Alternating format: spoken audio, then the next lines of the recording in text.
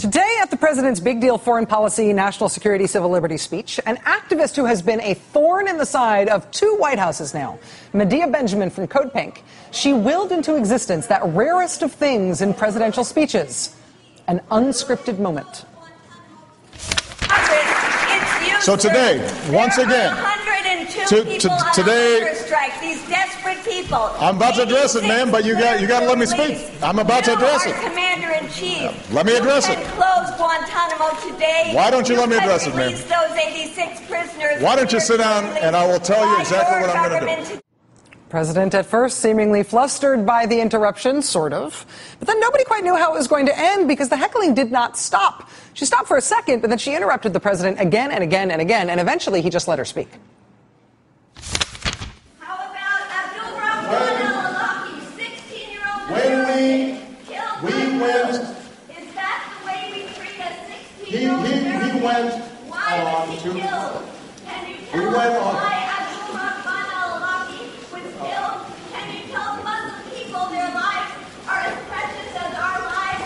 Can you take the drones out of the hands of the CIA? Can you stop the signature strikes killing people on the basis of suspicious activities? We're addressing Will you that. apologize to the thousands of Muslims that you have killed?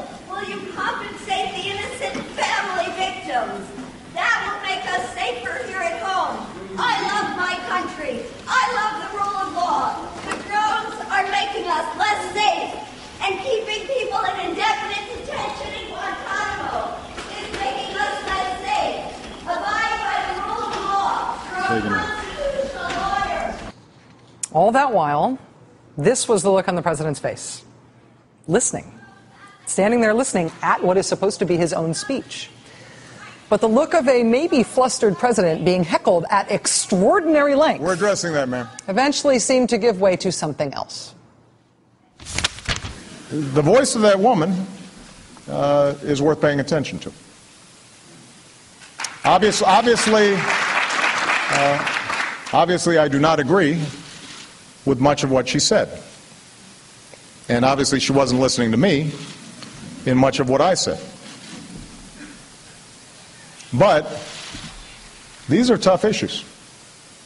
And the suggestion that we can gloss over them is wrong.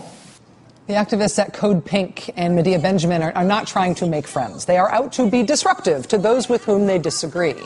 And the president today reacted in a way that was so surprising, in part, I think, because he thought he was saying something with which anti-war protesters would agree. Essentially, the moment there was, hey, stop interrupting me and you might like what you're hearing. At least some of it, you might like what you're hearing. More ahead.